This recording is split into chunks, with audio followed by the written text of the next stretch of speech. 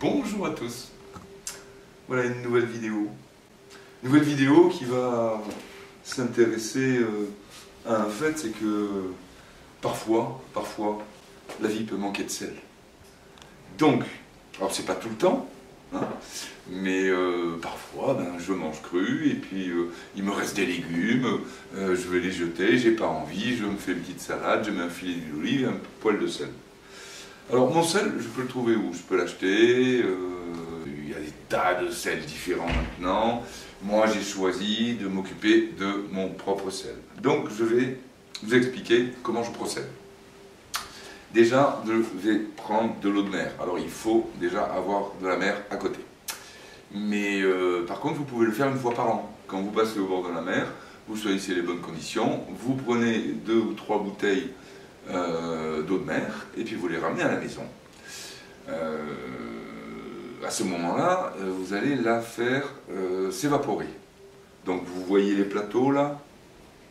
Je vous reparlerai un petit peu de l'endroit où il faut aller chercher son eau de mer pour ne pas se retrouver avec un maximum de polluants et de choses indésirables. Donc là, j'ai rempli mes plateaux avec du sel. Il y en avait à peu près 5 mm, 1 cm. Suivant la température, le soleil, l'humidité de l'air, ça sèche plus ou moins vite. Et vous vous retrouvez avec ça. Donc des cristaux de sel, qu'il suffit simplement, avec une palette, de racler pour s'apercevoir qu'il y en a beaucoup. On pensait qu'il y en avait juste un tout petit peu. Alors lui, il n'est pas totalement sec. Mais regardez la quantité, c'est-à-dire que j'ai à peu près une cuillère à soupe pour un plateau, et je remplis à peu près 4 plateaux avec une bouteille.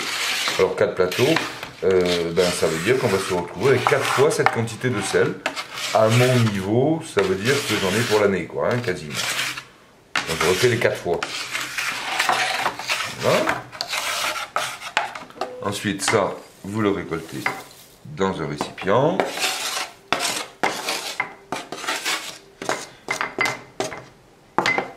Regardez ici maintenant. Hein? Regardez la quantité de sel.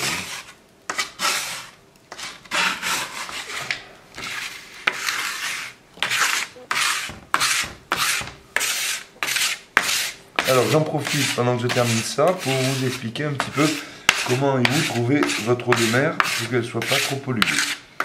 Il faut savoir que quand le vent souffle sur la mer, il emporte la mer dans son mouvement. Hein, c'est-à-dire que le vent caresse la surface de l'eau et il lui imprime une direction, c'est le sens du vent. Et du coup, l'eau de mer circule grâce au vent. Alors si le vent vient de la terre, imaginez que la table ce soit la terre, là c'est la terre et là c'est la mer. Si le vent souffle dans cette direction, au moment où il passe sur l'eau, il va emmener l'eau de surface vers le large, à grande échelle et en permanence. Quand il y a un gros coup de Mistral en Méditerranée, le vent vient de terre et il emporte la surface de la mer. Et qui vient remplacer cette eau qui est partie? C'est l'eau des grands fonds, c'est de l'eau pure. Donc l'eau des grands fonds remonte et vient faire ce mouvement-là. Si vous venez chercher de l'eau à cet endroit-là, avec cette direction de vent, vous avez de l'eau des grands fonds, de l'eau pure. Okay?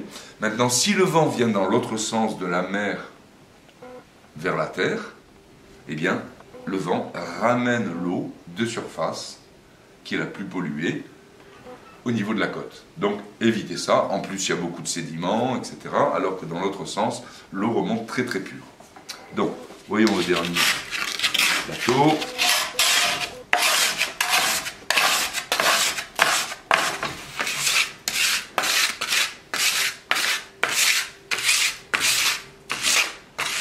Voilà. Alors, bien sûr, si vous faites de la cuisine, avec ça, vous ne ferez pas grand-chose. Hein, vous mettrez dans l'eau des pâtes pendant un mois et puis ensuite vous êtes fichu. Voilà.